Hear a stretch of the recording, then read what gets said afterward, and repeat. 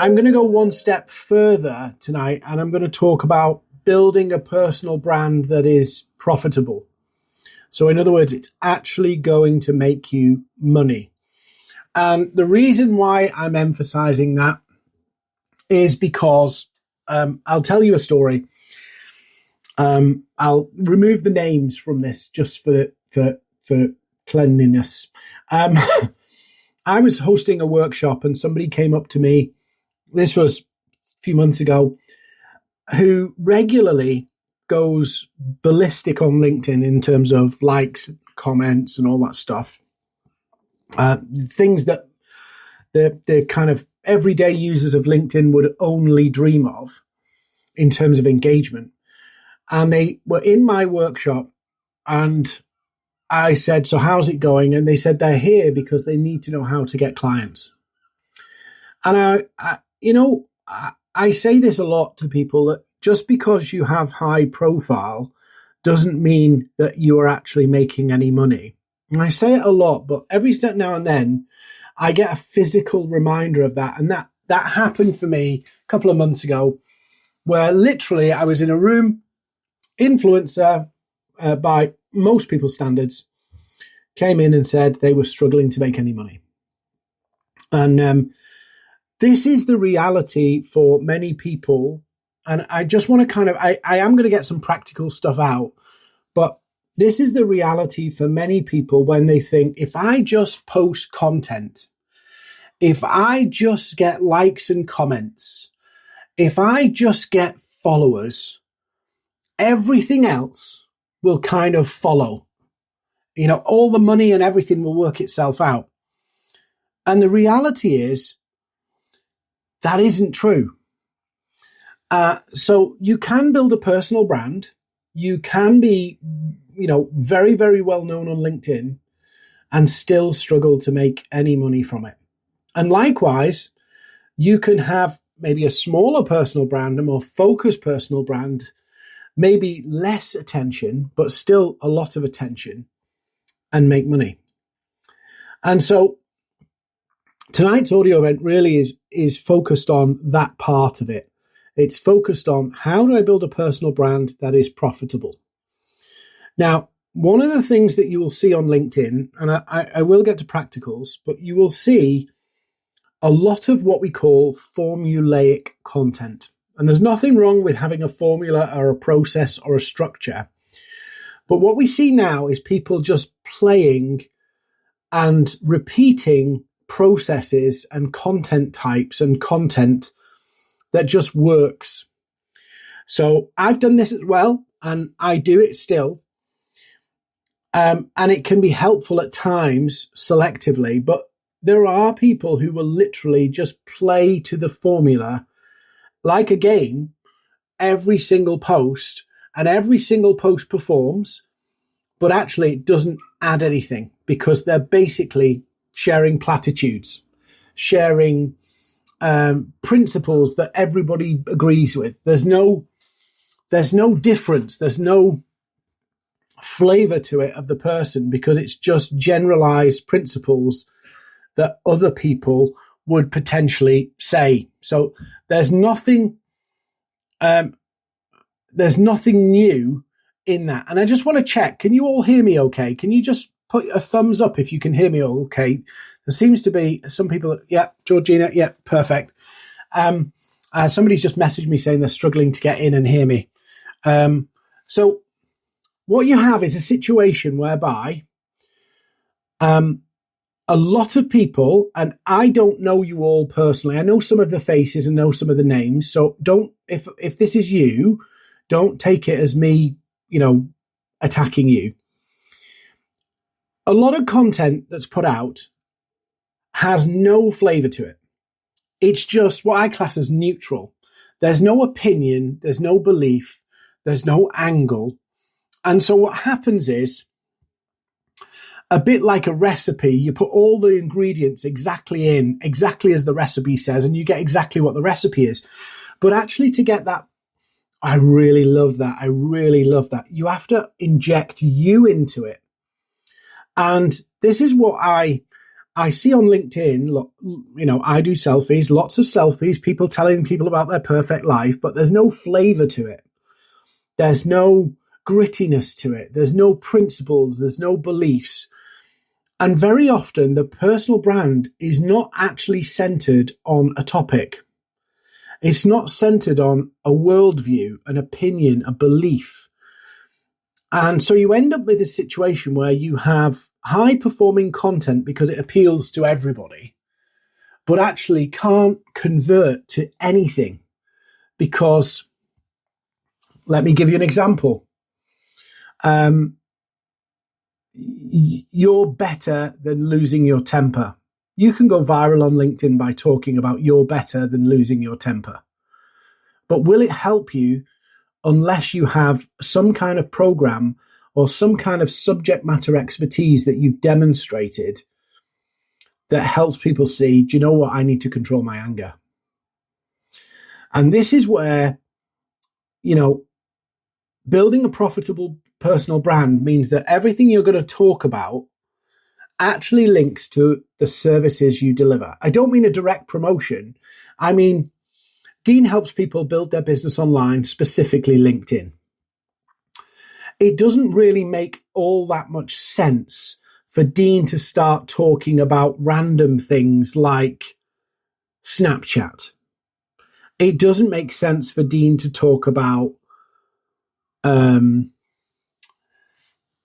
things that basically I can't sell into. Now, there are things about my personal brand where you learn my backstory, but it does seem like some people just pivot all over everywhere. And really, let's think about it. All of you here listening to me tonight, the aim is that you become so well known for solving one specific problem. That's the ultimate goal. And sometimes what happens when it comes to personal branding is we get the first part right, become so well known, and we master that bit because we tell our backstory, our journeys, all the stuff that's important. But we lose sight of the bit that actually makes it convert for solving a specific problem. So it's Dean, but he helps people win clients on LinkedIn. I want to be known for the outcome as well as who I am. And when you start to do that, that's where you start to get an alignment between your message and your offer. In other words, what you're saying to the world and what you're selling. And that will allow you to build reputation. That will allow you to build an inbound leads process. It will allow you to be able to convert more customers because it's a flow. The top of funnel directly connects to the bottom of funnel. And so, yes, we want to be famous. We want to be well known. We want to be appreciated. But if we want to make consistent revenue, we have to tie our brand to the reputation and perception we want to create that we are the best person to solve a specific problem. And when I'm running my accelerator program, I do like coaching calls with people. And one of the first things that we go through is, what's the problem and what's the solution you want to be known for? So in other words, tell me the problem you solve, because you can go to market with that. And you can build a personal brand off that. And you can build your own backstory into that. So it's like, this is how I came into this. This is my journey. This is all the things I've learned along the way. So it's totally synergy. It's one total alignment between offer and message. And when I'm chatting with people and walking them through this, one of the challenges and one of the frustrations they have is they don't know how to pick which problem they want to solve. Because they'll say to me, well, I get some clients who come to me and they say this is their problem. And then I got other people who say it's this problem. So they have different clients working with them for very different reasons. So they find that hard to, how do I identify the problem, the thing that I'm known for? And that's the first problem.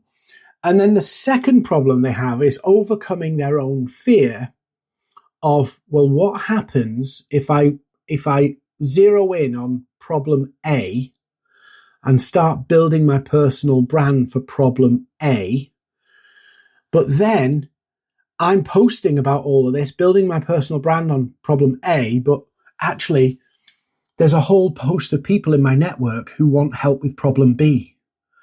I might lose all of those opportunities. And this comes from the fear of loss. So the fear of loss is, well, if I focus, I could lose out. If I take this road, it's like the analogy of the rabbit it caught in the headlights of an oncoming car. And if the rabbit stays there and does nothing, it gets hit by the car. And some of you are going to comment on this event and say, no, they go under the middle of the car and survive. But let's ignore that for a minute. If they go left, they're safe. If they go right, they're safe. But staying in the middle of the road is a bad idea. And for many people, their biggest challenge in building their personal brand and making it profitable is they're too middle of the road.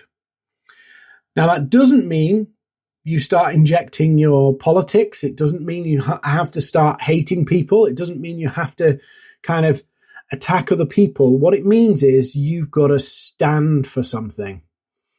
You've got to really dig deep and go, I am zeroing in on this problem because I think this is a significant problem. There's money in this problem, obviously.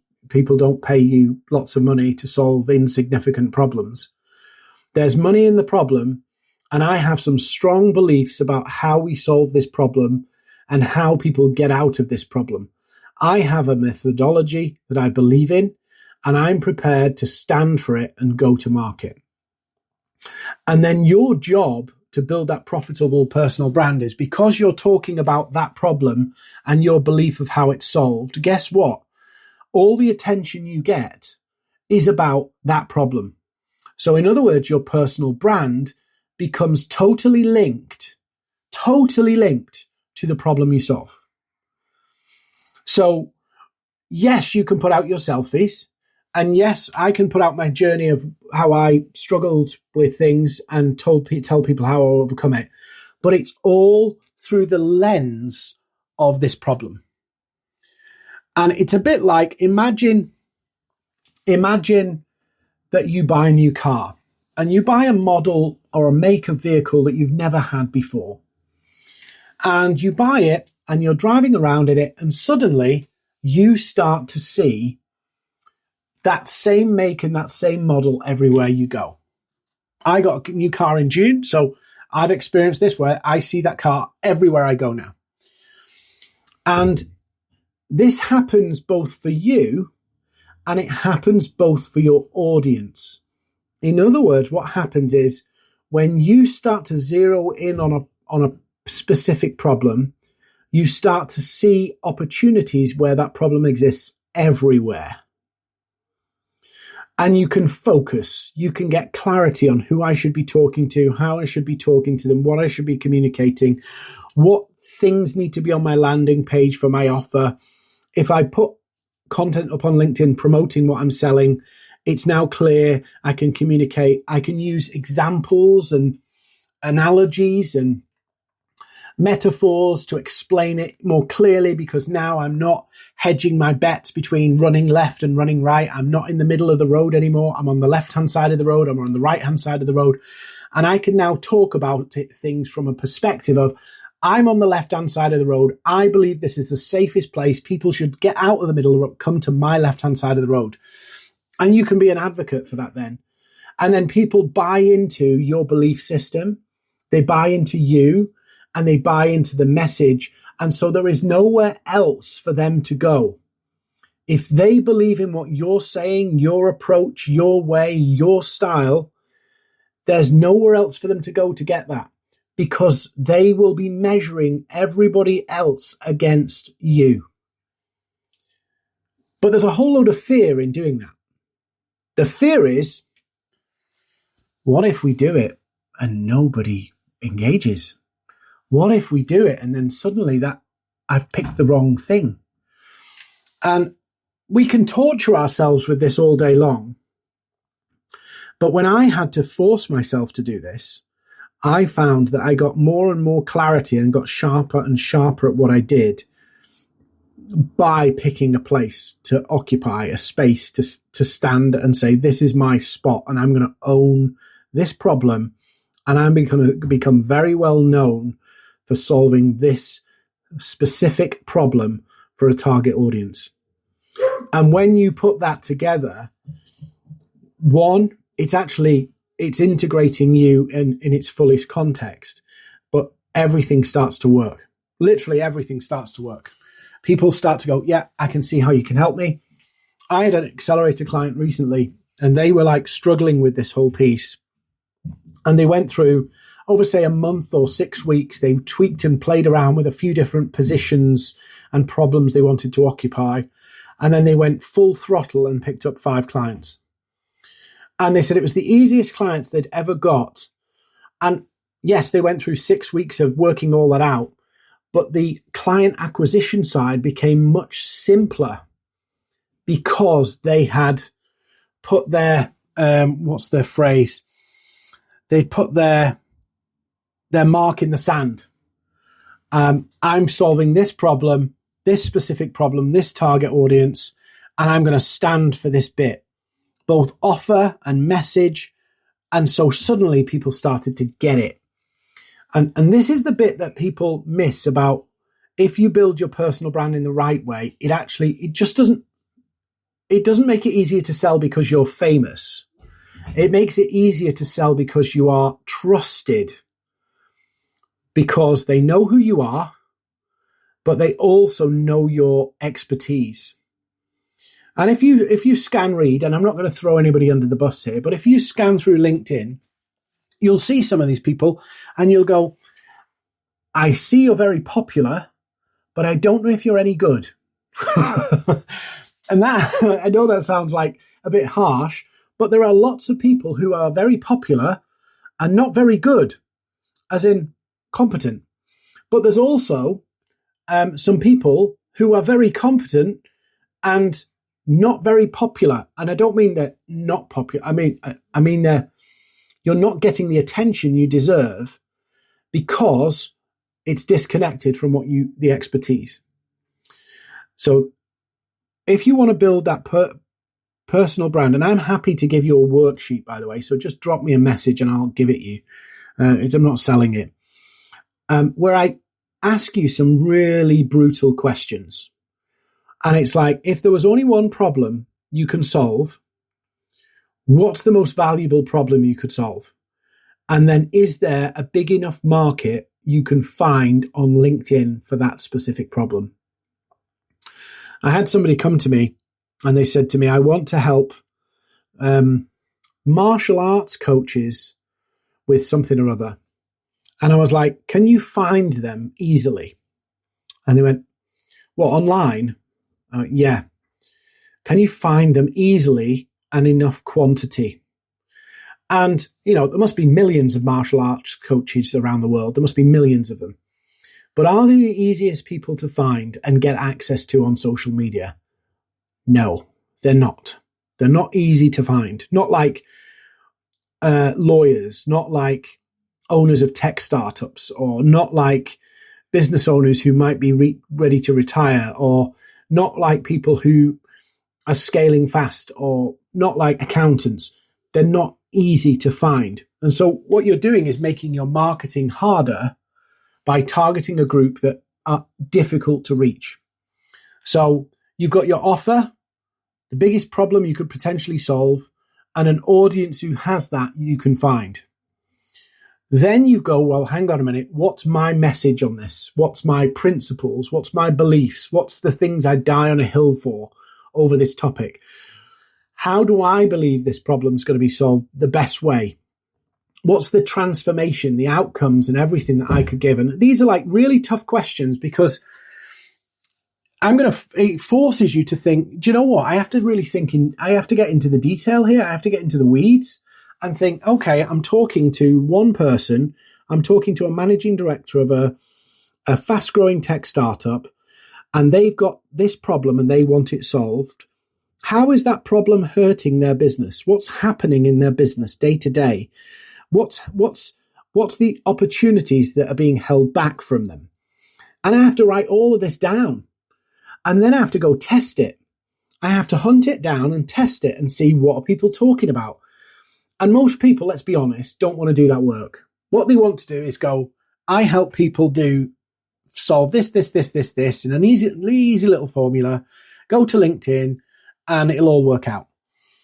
But you've got to test it and go, is the demand for it there? Are they talking about it? Even going into like forums and seeing, okay, they're talking about the problem. How are they talking about it? What words are they saying? How are they projecting that problem onto something else? So if you've got a CEO who's a bad manager, is he saying he's got employees who can't do as they're told? So in other words, is the problem being expressed or felt differently to how you see it as an expert, so you can understand it how they see it in the weeds? And you do that work for, say, 6 weeks, and it's tough going. It takes discipline, it takes commitment, but you come out of it going, I know exactly what expertise I've got. I know exactly where I can add value. I know exactly who I'm going after. I know the message I'm going with, may have to tweak it a little bit, and I know the mechanism to onboard clients. And then you can build that reputation, that perception that you are the best choice for them. And that's a profitable personal brand. You might not be on the front of a national newspaper. You might not be viral across the social media ecosystem, but you will have people in an industry, in a job role, in a sector, who go, this is the person. This is the actual person who we trust and know they are competent at solving this problem. And how do people know you're competent? Well, social media is not making us more intelligent. So you've got to think about it. Social media is basically all sound bites. It's all 12 seconds this, 4 seconds this, 3 seconds that. It's all happening in sound bites. So number one, you grow your personal brand by showing up consistently, consistent messaging. Yeah. So saying the same things, right? Most people, we get tired of saying the same things, but actually that's the asset. If you look at election campaigns, they say the same things over and over and over and over again. That's how they get us to buy in to their message, their way of thinking. So consistent messaging matters. Then we've got the personality of who you are. People have to buy into you and trust you, not just your expertise. There are lots of experts who are very, very clever, but people won't buy for them because they're not convinced of the person. So that's where your personal side has to come out a little bit more. So we've got that bit. And then the other bit is, and this is a fascinating thing, and it's actually, I don't know where the quote come from, but it's so true. If you can articulate the problem and articulate why it's happening better than your clients can, in other words, a way that they can understand it better, they immediately and automatically trust that you have the best solution.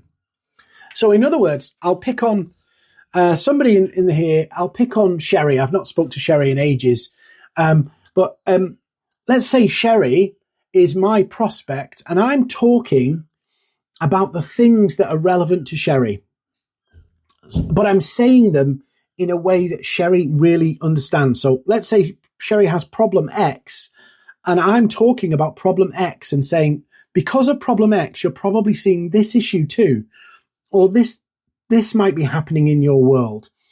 These are all signs that you need to work on these three things.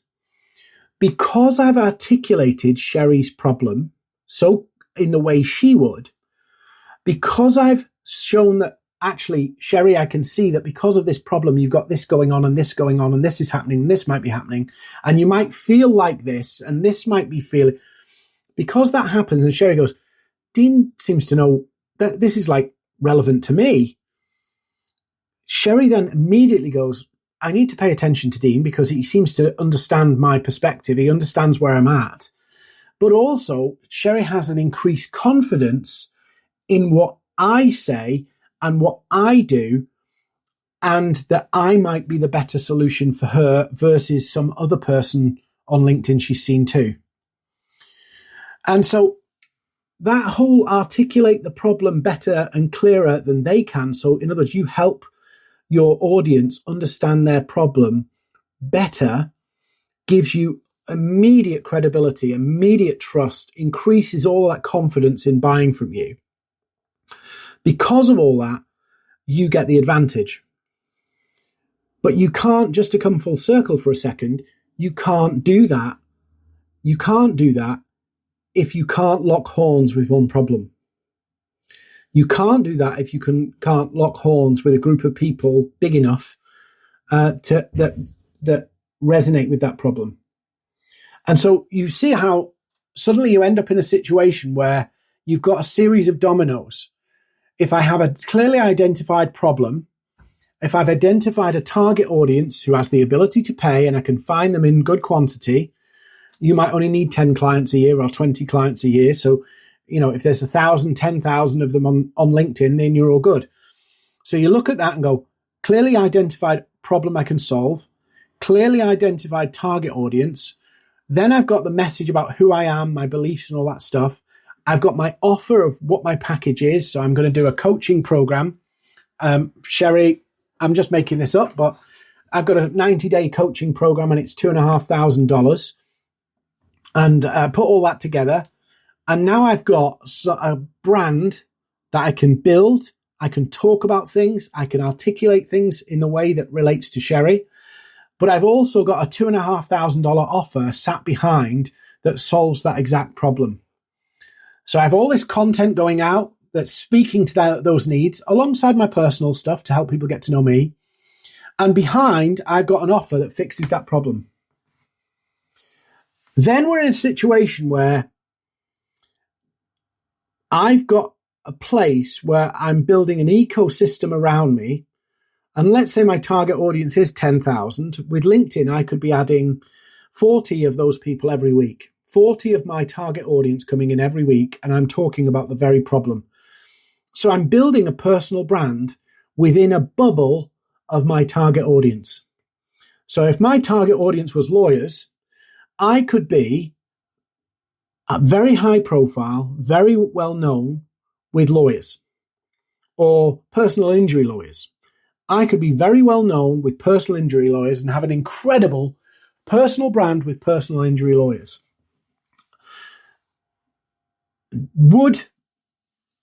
Does it really matter if accountants know me? Does it really matter if coaches know me? Does it really matter if HR professionals know me? If my target audience is lawyers, I just want to be world famous with lawyers. That's it. That's how you build the personal brand. But it's so easy on social media to get hooked in to basically playing the game. In other words, that we judge posts, we judge our presence by just raw numbers. We want as many as possible. Let's be honest. We want as many people as possible. We want as many followers as possible. We want as many likes as possible. We want as many comments as possible. That we're wired for that. We love it, right? We love it. But if we separate our emotions and our brain chemistry for a minute, what we really want is as many likes and comments from lawyers or from personal injury lawyers or whatever your target is. That's what really matters. And so, yes, I do some posts and, a post might go up to 100,000, 200,000. I've had, biggest post I've ever done was 19 million impressions. And I felt on cloud nine. And I felt like my world was going to change. Absolutely. The dopamine levels were probably going to blow my head off, right? I felt fantastic. But after that post was gone, I had nothing. But if you're focused on really developing this target audience and building that brand within the envelope of your target audience, every post, extends your authority. Every post increases your influence. And for some of you, you're going, Dean, you're talking absolute common sense. I knew all this. But for some of you, you're going, Dean, I knew this, but it's only now sinking in that maybe I've not been doing this. And it's really easy to get off track because the dopamine, the dopamine, right? 2 weeks ago, I was on national TV, every channel in the UK, BBC, Sky, 5 News, all the radio stations, the works. I was on it for everything. I got messages from people saying, why are you on Sky News and BBC News at 10? I was on everything. And every newspaper, the works. And it was all because of one TikTok. And it was an off-topic TikTok. I went ballistic. I was interviewed on every TV channel over it. And it was great. It was fantastic. But 2 weeks later, I'm back to square one. Didn't do anything. So, but if you have that building within a segment or a target audience, you can actually make a real impact. And the further narrowing to a specific problem that you're going to solve for people can really cut through. And if you're finding LinkedIn difficult, this is my go-to advice for anybody getting started, to do this kind of very, very narrow piece. Because once you get that working, and once you get known for one thing and you start to get some success there, and you start to get predictability there, you can actually expand off it. You can pivot off it because you've got a base that you know works. So I'll give you an example. I've cut my, I've done kind of a journey from a marketing consultant talking about everything. And I did that for basically 8 years. Well, a bit longer than that, but 8 years as a solopreneur. Then became a marketing agency. So in other words, built a business with a marketing agency, and then went down to, I only do LinkedIn. So you would think by saying we only do LinkedIn, that's all I do. You'd be surprised. Because of that, so clients will hire us, corporate companies will hire us to train their team. Then they'll say, can you do our CEO's LinkedIn for us and build his brand? So we say yes. But then they go, we need some promotional content and videos for a campaign. Can you do that? And so you'd be surprised off the back of we only do LinkedIn, how much opportunity you get with those clients doing other things and solving other problems. And so for many of you, your personal brand, this narrowing thing on LinkedIn, you might think, well, I'm stripping out who I am. I'm more than just LinkedIn. I'm more than just Instagram. I'm more than just an expert to lawyers. And you are. But that's what gets you cut through. And on the back of that, you can expand out to the point where I'm running a program at the moment on AI for 80 business owners that I was asked to do. And I was like, okay, why? Because we've done some work with a client who on LinkedIn, and they said to me, hey, could you help us with the AI piece? So I was like, yeah, we can do that. We know AI inside out for businesses. Great, we'll do that. And so don't be afraid of narrowing down, at least initially, to get that cut through, to build that platform. You can the launch pad. Yeah. So think about your profitable personal brand is at the beginning might be quite narrow, but once you've started to get that platform established, you've built that launch pad, you can broaden out and you can expand to say, well, I help lawyers with this, but also that problem is similar for accountants and that problem's similar for insolvency practitioners, and you can pivot out of it. But if you're starting out trying to appeal to insolvency, finance, lawyers, legal, all of those people at once is quite complicated because you can't articulate it clearly enough that they go, like I said before, Sherry thinks, sorry, Sherry, for picking on you today. Sherry thinks Dean understands my problem because he's actually saying it in the way that I would. He's describing my situation, what's happening in my world. He understands my goals and my objectives. That's where you start. And most people won't get this, right? Because the conventional wisdom on social media is go big, blow up, go massive, and then narrow down. That's the logic. But what happens with that is you end up where you build a very hungry animal. So the logic of going, I'm going to blow up and then narrow down, and that will bring me all the business. I've never seen it actually work without going stratospheric, by the way. I mean stratospheric. So let yourself in if you have to go real ballistic, like huge, for that to really, really work. That's time investment. That's significant effort. That's chasing algorithm. That's every post having to perform. That's an effort in itself to build that platform. All the while, no guarantees that this is going to pull off. It's going to work. No guarantees that you'll get there. No guarantees that LinkedIn won't rug pull this whole thing from under you with, changes to the way the thing works whilst you're trying to do all this.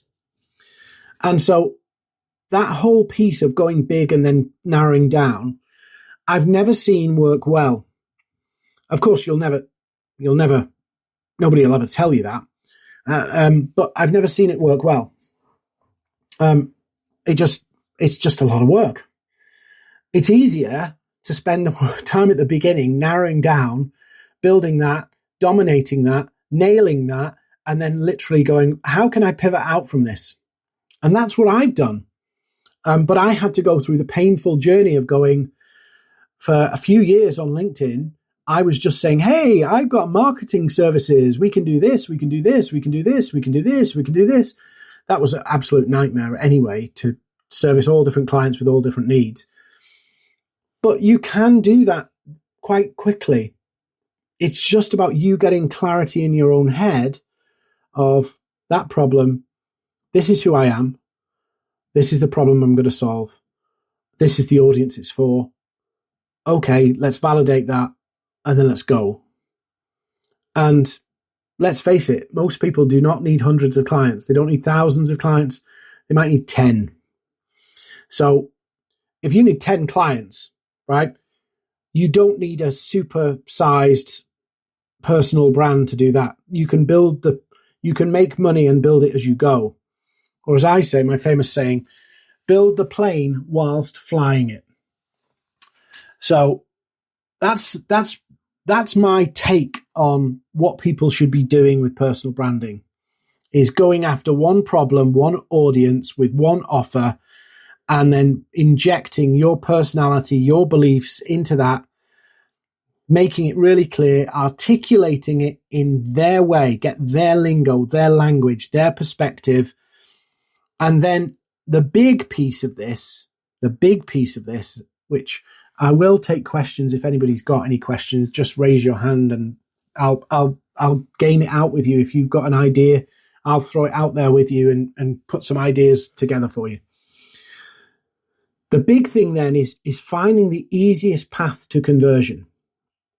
So I'm convinced that, I'm convinced of something because of a stat. There's two stats. The first one is it takes somebody 7 times for them to see your offer, what you sell, 7 times for them to actively consider buying it. So we have to have a system and a process with our personal brand to get our offer in a non-pushy way, because people don't trust it when it's thrusted on them, in as non-pushy a way as possible, to get them to see our offer so that we reduce as much friction from the buying process for them as possible. We make it easy for them to buy and easy for us to sell. Because if somebody knows what you're selling already, they've studied it, they've had a look at it, you don't have to go through this buying process that's a bit more drawn out in terms of educating people and all that stuff. It makes it easier. So we reduce the friction at the end, the selling piece. So 7 times. So when we're talking about systemization, we've got to get our offer in front of somebody 7 times. So just factor that in. You post something, if people see it, they'd see it and go, well, move on. They might have to see you promoting your offer 7 times to consider it. So that's the first thing, the 7 times. And then the other one is 47 minutes. So on average, it takes 47 minutes of content consumption. So I don't mean seeing a post, I mean consuming a post, 47 minutes for somebody to become a lead or to get a call booked, 47 minutes. So that also means that we cannot solely rely, because that would mean for somebody to start out today to consume 180 posts, even if you posted every day, we're talking about 5 or 6 months of them seeing everything you do. Pretty steep odds there, on average. So what we want to do is create long form ways that people can consume content. So for an example, things like this event. Yeah, I'm just talking, sharing my ideas. Of course, I've mentioned examples of my accelerator. I've mentioned examples of clients I've worked with, blah, blah, blah, blah, blah. But I'm aware that everybody needs 47 minutes. So my job is not to try and twist people's arm into buying my stuff. My job is to give people those 47 minutes. And I've got to create ways for people to get 47 minutes. So audio events, webinars, lead magnets, podcasts, YouTube videos, posts. I am building an ecosystem of not just posts to build awareness, but actually how am I getting people to consume 47 minutes? Now that might be somebody listens to a podcast and they check out after 5 minutes because maybe that one was a bit boring or something. And then they come back for another one. And I have to understand that buying is a journey. And I've got to help people find that journey. So that means creating the ecosystem to take people down that. Now, of course, I have people who message me after one email or one message or one audio event and say, I want to work with you. And that's all cool. But I can't rely on that.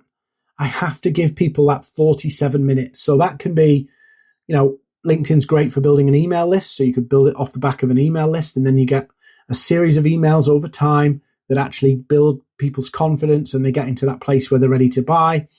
It could be a series of audio events. It could be videos.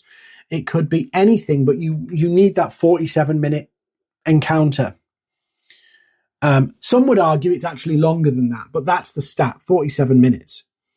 And so when you think about that, if I've got 500 people in my network that are my absolute ideal prospects, I'm building my brand for them. I'm crafting my content for them. I'm crafting my messaging and sharing stuff for them.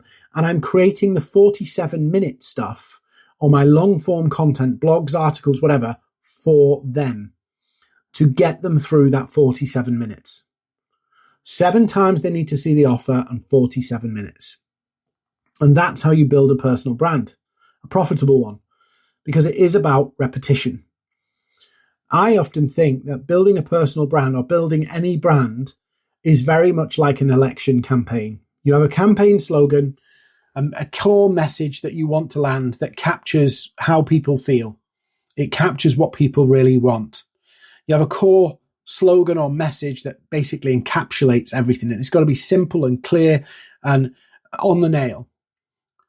And then there's all the nuance that goes around it about how do I deliver that into different formats? How do I do it over here and over here and over here? So we've just gone through an election in the UK, and it was a very bitter fought election, but it was effectively the campaigns, the 2 campaigns, and I'm not getting political, I'm just using an example.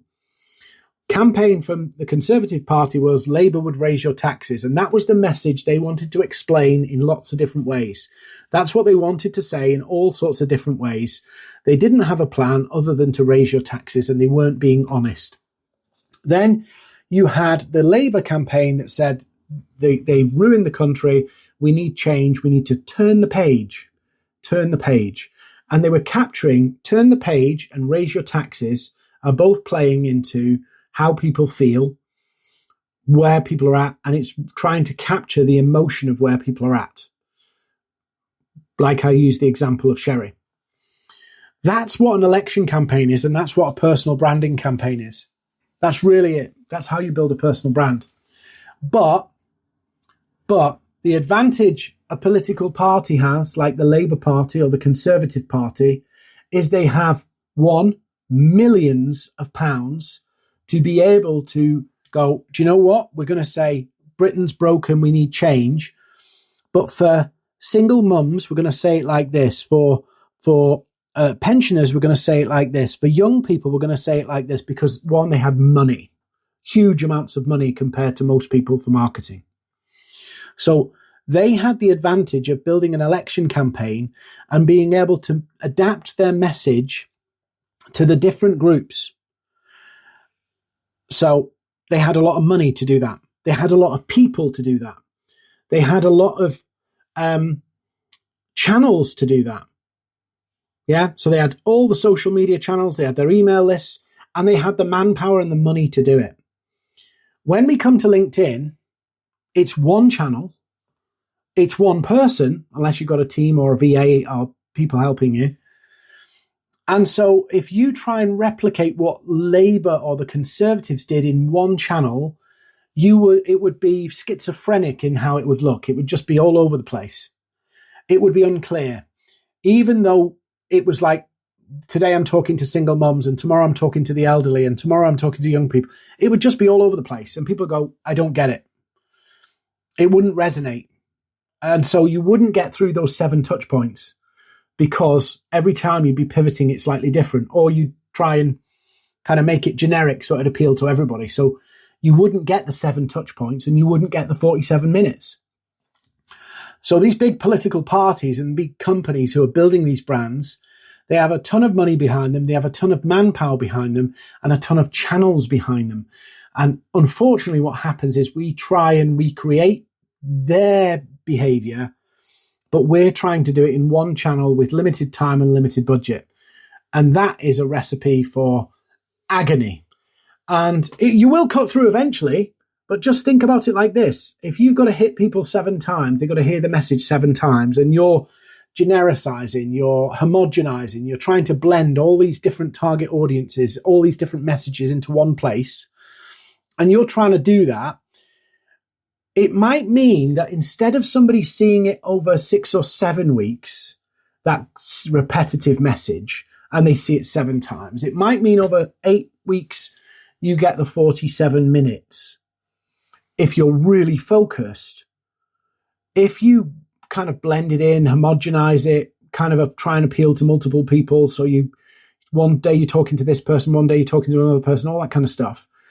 You basically mean that a percentage of your content, say 50%, if it was 2 audiences, 3 audiences, it could be 30%.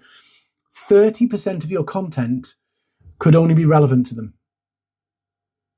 So you could have a scenario where 1 post in 3 is actually relevant to them, say.